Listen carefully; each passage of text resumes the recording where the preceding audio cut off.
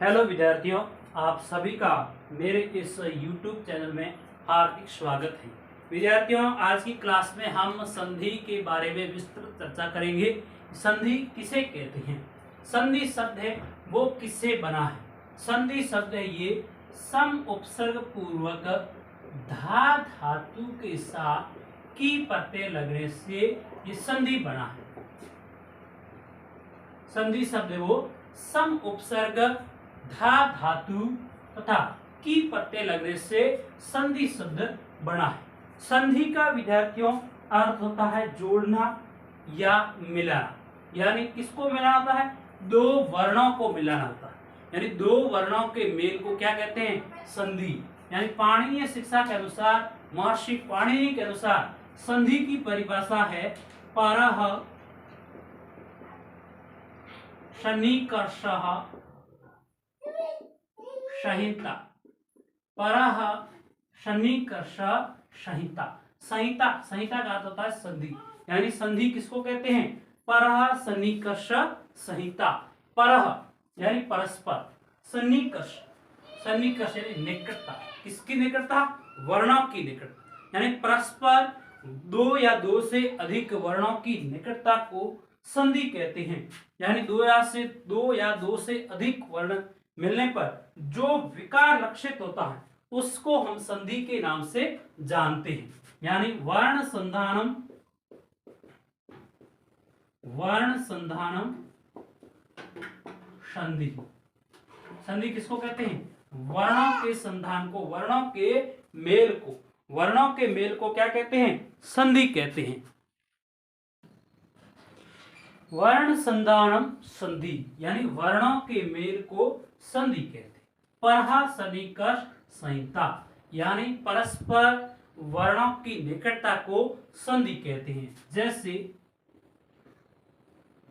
विद्याधन आलय, विद्याधन आलय, इसके अंदर देखो, इस पूर्व पद का अंतिम वर्ण और इसका पर पद का प्रथम वर्ण, इसमें अंतिम वर्ण है आ और इसमें प्रथम वर्ण है आ। इन दोनों का मेल होकर आ और आ, इन दोनों वर्णों का संधान होने पर आ बनता है, यानी इनका विकार होने पर, परिवर्तन होने पर क्या बनता है, आ बनता। तो ये संधि युक्त वर्ण हो गया। तो ये मिलकर क्या बना, जैसे विद्य, इसके अंदर आ एक बार अलग कर देते, आ और इधर आलय, ठीक है। तो ये दोनों आ, ये परस्पर इनकी इन दोनों का मेल होगा।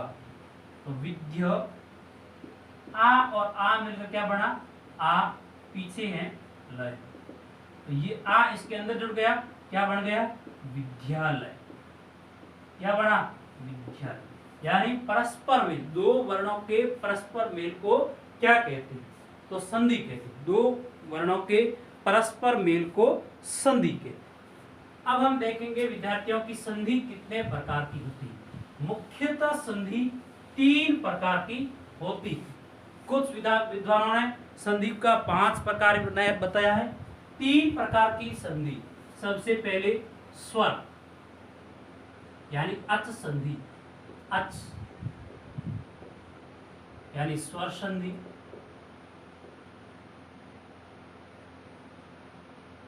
व्यंजन यानी हल, हल यानी व्यंजन संधि।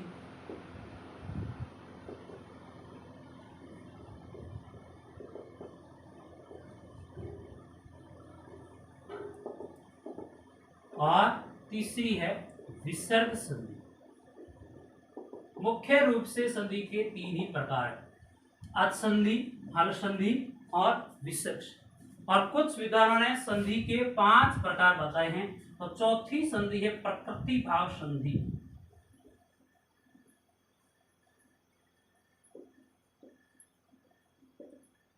और 5वीं संधि है स्वादी संधि। 5वीं संधि है स्वादी संधि। ये विद्वानों ने 5 प्रकार संधि के बताए। तो विद्यार्थियों, आज हम विसर्ग संधि का विस्तृत अध्ययन करेंगे। बाकी हम पहले विसर्ग संधि कर लेते हैं, उसके बाद में हम व्यंजन संधि करेंगे और उसके बाद में हम स्वर संधि का भी अध्ययन करते हैं। विद्यार्थियों की कई बार मांग रहती है कि विसर्ग संधि हमें समझ में नहीं आती, इसलिए मैंने ये सबसे पहले यार विसर्ग संधि का टॉपिक लिया। विसर्ग में हम सबसे पहले सत्व संधि का अध्ययन करेंगे। सत्व यानी विसर्ग का क्या बनेगा, स बन जाएगा। सत्व का मतलब क्या, स बनेगा। किसका स बनेगा, विसर्ग का स। रुत्व यानी विसर्ग का र बनता है। ओत्व यानी विसर्ग का उ बनता है।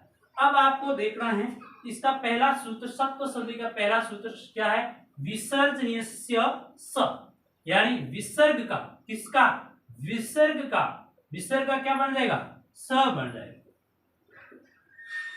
विसर्ग का श बनेगा। कब बनेगा, जब बाद में क्या हो, खर वर्ण हो। पहले क्या होना चाहिए, पहले विसर्ग हो और विसर्ग के बाद में खर वर्ण हो। खर का मतलब है वर्ग के, यानी वर्णमाला के अंदर कितने वर्ग है, 5 वर्ग है। क वर्ग, च वर्ग, ट वर्ग, त वर्ग और प वर्ग, यानी ये वर्ग है। इन वर्गों के प्रथम और द्वितीय वर्ण तथा स, स और स आने पर विसर्ग का क्या हो जाता है, स बढ़ जाता है। क्या बनता है, श बढ़ जाता है। विसर्ग का स कब बढ़ेगा, जब विसर्ग के बाद में खर, तो विसर्ग का क्या बन जाता है, स बन जाता है। संधि कौन सी है, सत्व संधि है। सत्व विसर्ग संधि है। सत्व का मतलब क्या है, विसर्ग का क्या बन जाएगा, स बढ़ेगा। कब बढ़ेगा, इसका सूत्र क्या है, विसर्जनीयस्य स, यानी विसर्ग का स बढ़ेगा। बढ़ेगा कब, जब विसर्ग के बाद में खर वर्ण होने पर, यानी बाद में खर वर्ण होने पर विसर्ग का स हो जाता। जैसे नमः धन्ते, नमः धन्ते, ये उदाहरण आपके सामने है, नमः धन्ते। अब आपको दिखाई दे रहा है यहां से पहले क्या है, विसर्ग। विसर्ग के बाद में क्या आना चाहिए, इसमें नियम क्या दिया है, खर वर्ण आना चाहिए। खर का मतलब, खर ये प्रत्यार है, माहेश्वर सूत्र के अंदर आता है। खर वर्ग, खर प्रत्यार के अंदर वर्गों के प्रथम, द्वितीय और स ये वर्ण आते हैं। तो इसमें पहले विसर्ग हो और बाद में खर वर्ण हो, तो विसर्ग की जगह क्या बन जाएगा, स बन जाएगा। क्या बनेगा, स, नमस्ते। क्या बन गया, नमस्ते। क्या बन गया, नमस्ते।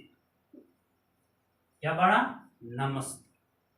आ गया समझ में, यानी पहले विसर्ग हो और विसर्ग के बाद में खर वर्ण हो, तो विसर्ग का स बन जाता है, यानी सत्व विसर्ग संधि। जैसे आ गया धनुष, धनु धन टंकार, धनु धन टंकार, वही का वही। देख, पहले विसर्ग हो, नियम क्या, पहले विसर्ग हो और विसर्ग के बाद में खर हो, यानी प्रथम या द्वितीय वर्ण हो या स, इनमें से कोई भी हो, तो विसर्ग का क्या बनता है, विसर्ग का स बन जाता है। तो क्या बन जाएगा, अब स का मतलब क्या, इस स का मतलब ये स तालव्य भी,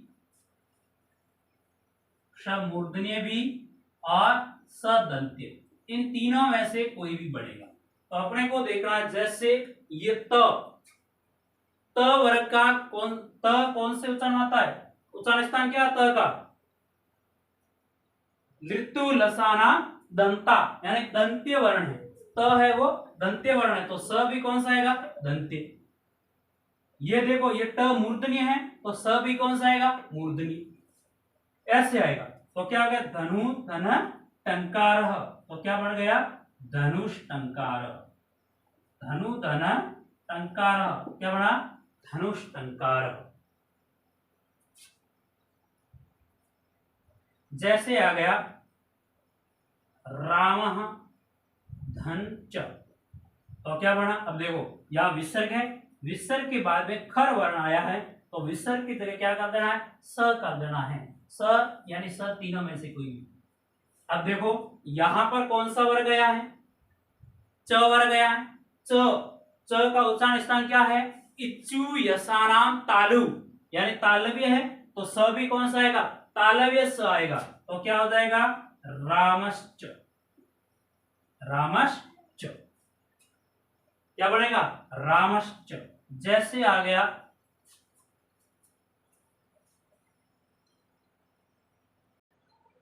अब मैंने कुछ इसमें उदाहरण लिख लिए क्योंकि फालतू का टाइम वेस्ट टाइम, इसलिए एक साथ इसको लिख दिया है। अब आपको इनको समझाता हूं। जैसे ये आ गया, आपको नियम दिया है पहले विसर्ग हो और पहले क्या होना चाहिए, विसर्ग, और बाद में क्या होना चाहिए, खर वर्ण होना चाहिए, यानी वर्गों के प्रथम द्वितीय तथा स ये तीनों होने चाहिए। ये होने पर विसर्ग की जगह क्या बन जाएगा, स बन जाएगा। क्या बनेगा, श। श का मतलब ये तीनों स, केवल ये स नहीं, ये तीनों। स का मतलब क्या, ये तीनों, यानी अपने उच्चारण स्थान की दृष्टि से ये आएंगे। यानी बाद में अगर त है, च है, तो क्या आएगा, ये स। च वर्ग है तो च या छ होने पर ये स आएगा तालव्य। ट या ठ होने पर मूर्धन्य स आएगा। त या थ होने पर दंत्य आएगा, दंत्य स आएगा। तो देखो ये विसर्ग है, विसर्ग के बाद में खर है, यानी प्रथम वर्ण है वर्ग का। प्रथम वर्ण होने पर विसर्ग की जगह क्या आता है, स आता है। तो क्या बन जाएगा, रामस। ये विसर्ग की जगह क्या हो गया, रामस, और इधर क्या है, चलती। तो क्या बन गया, रामश। ये स है। अब इस स कौन सा आएगा, आपको पता है, स ये वाला हो जाएगा। कौन सा, ये स हो जाएगा। तो कौन सा हो जाएगा, रामस स। अब इसकी जगह क्या बन गया, रामश चलती, रामश चलती। अब जैसे देखो विष्णु धन त्राता, अब आप देखो यहां विसर्ग है, यहां आपको कंफ्यूजन नहीं होना क्योंकि यहां क्या है, त्र। अब ये त्र वर्ण है, ये त्र वर्ण किससे बना है आपको पता है, ये त और र के मेल से बना, त और र की मेल से क्या बन गया, त्र। तो यहां पर पहले क्या आया, त आया। क्या आया, त आया। इसका मतलब ये खर वर्ण है। क्या है, खर वर्ण। खर बाद में खर वर्ण होने पर पहले इस विसर्ग की जगह क्या हो जाता है, स हो जाता है। तो क्या हो जाएगा, विष्णु। अब आपको पता है ये तो है, पहले जैसे मान लो यहां लिख देते हैं, ये स लिख देते, क्या, विष्णु। अब इससे क्या स हो गया, फिर त्राता। ठीक है, स्टेप बाय स्टेप आपको समझाता हूं। अब यहां देखो ये स आया, इसके बाद में ये त आ गया, त आया तो ऋतु लसानाम दंता, यानी दंत्य स आएगा। कौन सा स आएगा, दंत्य स आएगा। तो क्या हो जाएगा, ये स, ये भी दंती है तो दंत्य का दंत्य रहेगा। तो क्या हो जाएगा, विष्णु त्राता। ये सब बनेगा, क्या बनेगा, विष्णु त्राता। अब यहां देखो क धन चित, यहां विसर्ग है, विसर्ग के बाद में क्या है, च। क्या है, च है। च आपको पता है कि खर वर्ण के अंतर्गत आता है। कहा धन चित्त, इस उदाहरण में विद्यार्थियों देखिए, यहां पर पहले विसर्ग है और विसर्ग के बाद में च, च यानी खर के अंतर्गत आता है, खर प्रत्याहार के अंदर आता है, यानी वर्ग का पहला वर्ण है। तो यहाँ खर होने पर विसर्ग की जगह क्या हो जाता है, विसर्ग की जगह स हो जाता है। तो क्या हो जाएगा, विसर्ग का यहाँ स बढ़ जाएगा, कश धन चित्त, कश धन चित्त। अब क्या बनेगा, अब ये विसर्ग का तो स हो गया, लेकिन यहाँ क्या आ रहा है, यहाँ आपको दिखाई दे रहा है इच्चु यसाना तालु, यानी तालु, तालव्य वर्ग। तो यहां पर इस स की जगह तालव्य स हो जाएगा, कहा चित, क्या हो गया, काश्चित। इसी प्रकार विद्यार्थियों अभी हमने यहाँ पर विग्रह किए हुए का संधि किया था। अब हम संधि युक्त शब्द का विग्रह करेंगे। तो आपको विग्रह कहाँ करना है, आपको यह देखना है कि ये वर्ण आने चाहिए, स, श, स, श। यहां पर आपको विग्रह करना है। आपको क्या करना है, इस स के जस्ट बाद में क्या होना चाहिए, खर वर्ण होना चाहिए। खर इन स के बाद में अगर खर वर्ण है तो इस स का क्या हो जाएगा, विसर्ग हो जाएगा। यही आपको ध्यान रखना है। तो ये दो वर्ण आपको ध्यान रखना है। यहाँ स है और इसके बाद में खर वर्ण ट ठ यानी दूसरा वर्ण है, तो यहाँ पर केवल आपको क्या कर देना है, विसर्ग कर देना। देवः धन ठकुर, देवः धन ठकुर। तो यहाँ पर भी सेम है, यहाँ स और ठ यानी दूसरा वर्ण है, खर वर्ण है और पहले स है, तो स की जगह क्या कर देगी, विसर्ग कर देगी। तो क्या बन जाएगा,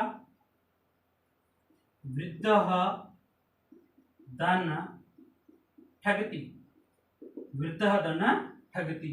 यहां अब देखो, यहां पर ये स के बाद दूसरा वर्ण, सॉरी प्रथम वर्ण है यानी खर वर्ण है, तो खर वर्ण होने पर इस स की जगह क्या हो जाएगा, विसर्ग हो जाएगा। देवः धन त्राता।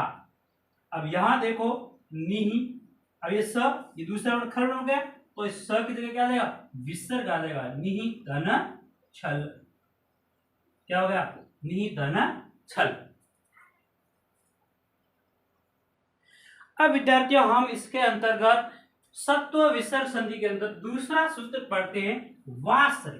पहले क्या था, विसर्ग के बाद में खर आने पर विसर्ग का 100% स होता है।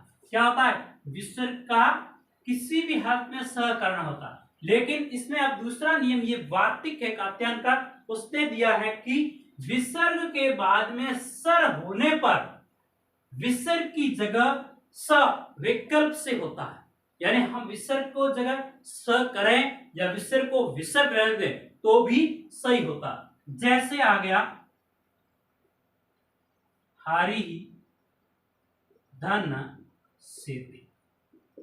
अब आपको दिखाई दे रहा है कि पहले क्या है, विसर्ग, विसर्ग के बाद में क्या है, स यानी सर, यानी बाद में सर आया है।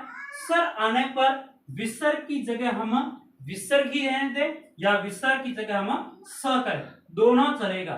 तो क्या हो जाएगा, हारिस शेते, ये या फिर कर देते हैं हारी हरी शेती, दोनों राइट है। यानी विसर्ग के बाद में सर वर्ण आने पर विसर्ग का स विकल्प से होता है। इसी प्रकार मुनि धन षष्ठ, मुनि धन षष्ठ। अब यहां पर पहले क्या आया है, विसर्ग, विसर्ग के बाद में क्या आया, सर, सर आया है, तो विसर्ग की जगह हम विकल्प से स करेंगे। तो क्या हो जाएगा, मुनीस। अब ये स है, मूर्धन्य स है, तो विसर्ग की जगह मूर्धन्य स, तालव्य स, विसर्ग की जगह तालव्य स, ऐसे। तो मुनि षष्ठ या मुनि षष्ठ, ये उदाहरण है। जैसे निहि धन शारः, तो क्या बनेगा, ये विसर्ग है, विसर्ग के बाद सत्व आ गया, सर आ गया, सर आने पर विसर्ग की जगह क्या हो जाएगा, स हो जाएगा, निहि। अब देखो स कौन सा है, ये स दंत्य स है, तो विसर्ग की जगह भी दंत्य स, क्या आ जाएगा, निशार। ठीक है, या फिर निशार, दोनों में से कोई भी। जैसे आ गया कृष्ण धन सर्प, क्या आएगा, कृष्ण धन सर्प। अब ये विसर्ग, विसर्ग के बाद स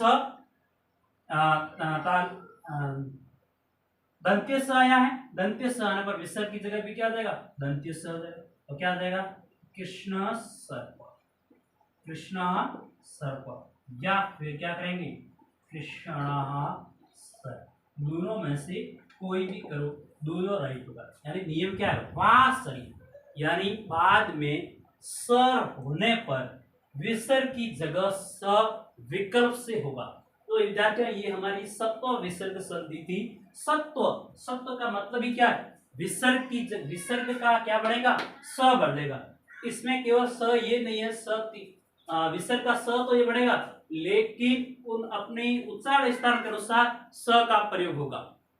यानी तालव्य की जगह तालव्य स, पीछे मूर्धन्य वर्ण आने पर मूर्धन्य स, दंत्य वर्ण आने पर दंत्य स, ऐसे होगा। तो विसर्ग पहला सूत्र था विसर्जनीयस्य स, विसर्जनीयस्य